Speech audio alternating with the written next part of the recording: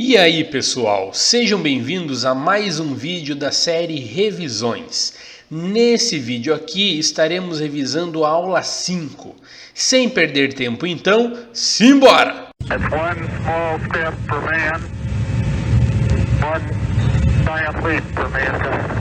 Antes da gente começar, eu gostaria de mandar um grande abraço para todos os alunos do 4º ano de administração lá do José Bonifácio, especialmente para o Juliano, para o Lucas, para a Isabela e para a Eduarda. E um forte abraço para a avó do Juliano, que é inscrita aqui no canal. Aí sim, vamos ao vídeo então. Pessoal, nessa aula aqui nós vamos ver a ideia de campo elétrico mais aprofundada, tá? Vamos começar revisando algumas coisas importantes, que são os processos de eletrização.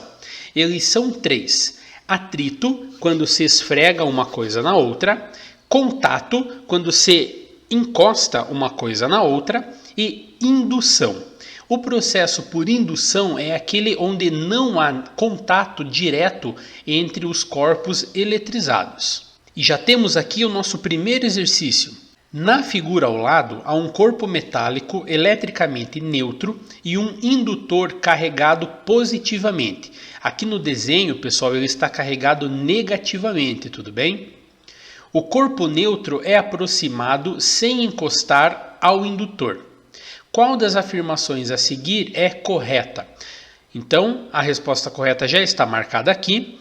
A região do lado direito do corpo neutro fica carregada positivamente. Então, veja, quando eu aproximar o indutor, que é negativo, dessa esfera neutra, as cargas negativas próximas ao indutor vão lá para o outro lado do corpo carregado. Com isso, essa esfera vai ficar com o lado direito predominantemente positivo e com o lado esquerdo predominantemente negativo. Como eu acabei de comentar, na eletrização por indução não existe interação direta entre os corpos carregados. Não há contato entre eles de maneira alguma.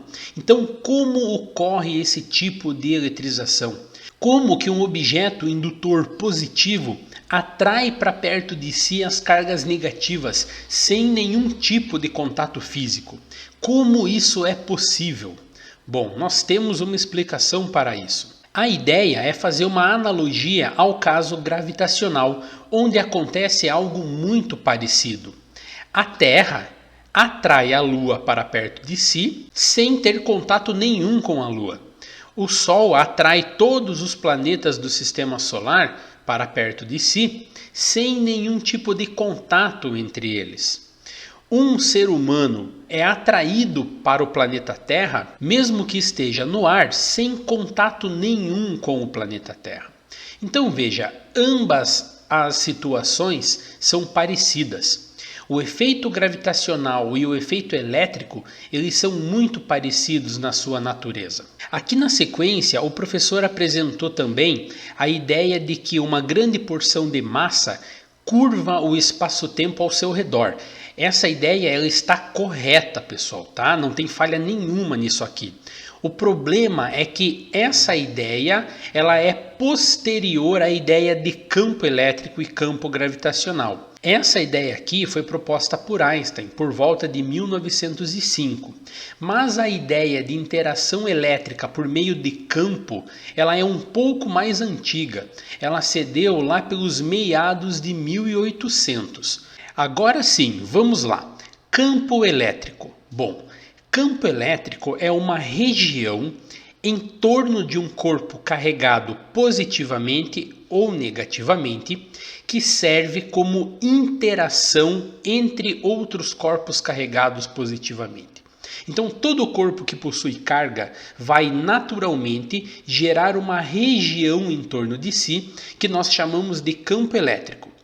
Esse campo elétrico tem a propriedade de interagir com outros campos elétricos. Existem campos elétricos gerados por cargas positivas e existem campos elétricos gerados por cargas negativas. E existe uma diferença entre eles.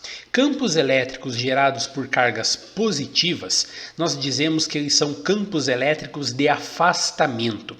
As linhas de campo elétrico se iniciam na carga geradora desse campo e se afastam do corpo em todas as direções, em um efeito tridimensional.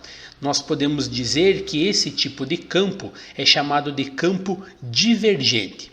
E nós costumamos também dizer que cargas positivas são consideradas fontes de campo elétrico. Já as cargas negativas, nós dizemos que elas geram campos de aproximação, porque as linhas de campo elétrico estão todas direcionadas para o centro da carga geradora desse campo. Isso gera um campo chamado de campo convergente. É comum também considerarmos uma carga negativa como sendo um sorvedouro de campo elétrico, um ponto onde o campo elétrico, de certa maneira, ele morre. Então vamos lá, relembrando. Cargas positivas geram campos de afastamento ou campos divergentes. Cargas negativas geram campos de aproximação ou campos convergentes. E aqui nós temos um exercício então. O que é campo elétrico? O professor definiu então que é uma influência elétrica que uma carga exerce em seus arredores. Está correto. É uma região em torno de uma carga elétrica que serve para influenciar outras cargas elétricas. Isso é uma outra maneira de se definir também campo elétrico. E aqui a questão número 2 é um complete. Linhas de campo elétrico de uma carga positiva divergem. Linhas de campo elétrico de uma carga negativa convergem. Então, lembrando que cargas positivas, o campo elétrico se inicia na carga e se espalha até o infinito. E no caso negativo, é o contrário. Esse campo elétrico se inicia no infinito e vem todo em direção até a carga. Nesse próximo exercício, pede para que nós identifiquemos qual o sinal das cargas elétricas Q1 e Q2. As cargas elétricas Q1 que está aqui e Q2 que está aqui. Para isso, basta nós olharmos as linhas de campo, pessoal. Olha aqui. Se as linhas estão saindo da carga, ela é positiva. Se as linhas estão entrando na carga, ela é negativa. Então, linhas de campo entrando na carga elétrica, carga negativa. Linhas de campo entrando novamente na carga elétrica, ou seja, carga também negativa. Aqui na sequência nós vamos ver como se dá a interação entre campos elétricos. Se as cargas forem ambas de mesmo sinal, como por exemplo aqui, se ambas forem positivas. Então veja, duas cargas positivas geram o mesmo tipo de campo, um campo de afastamento ou um campo divergente. Quando você coloca uma carga positiva próxima à outra, a tendência é que essas linhas de campo se curvem, de maneira que uma linha de campo não encosta na outra, gerada pela outra carga. Essa distorção nas linhas de campo magnético geradas pela proximidade dessas cargas é o que resulta na interação de força elétrica, que nós vimos em algumas aulas anteriores. Já se as cargas elétricas possuírem sinais contrários, enquanto uma funciona como afastamento, ou seja, como uma fonte de campo, a outra funciona como aproximação, ou seja, um sorvedouro de campo. Então as linhas de campo elétrico tendem a sair da carga positiva e migrar para a carga negativa, formando este tipo de distorção no campo elétrico.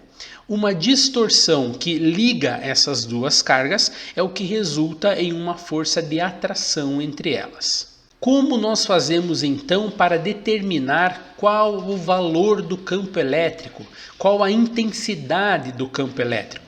Para isso, nós usamos essa equação que está em destaque aqui na tela, onde E significa campo elétrico, K, constante eletrostática, que possui um valor definido para cada meio material, como por exemplo no vácuo, essa constante vale 9 vezes 10 a nona Newton metro quadrado por Coulomb quadrado. Q é a carga elétrica geradora do campo E D é a distância da carga elétrica até um ponto onde eu quero determinar o valor desse campo elétrico. E é importante ressaltar que essa distância é ao quadrado. E um último exercício aqui então. O campo elétrico é uma grandeza física de que tipo? Escalar ou vetorial? E a resposta é vetorial, porque ele possui módulo, direção e possui sentido. Fica claro isso quando analisamos o campo elétrico gerado por uma carga positiva e por uma carga negativa. Eles são diferentes, eles são ao contrário um do outro. Ou seja, isso é uma característica de uma grandeza vetorial. Pessoal, para a aula de hoje era isso. Muito obrigado pela atenção de vocês e até uma próxima. Valeu!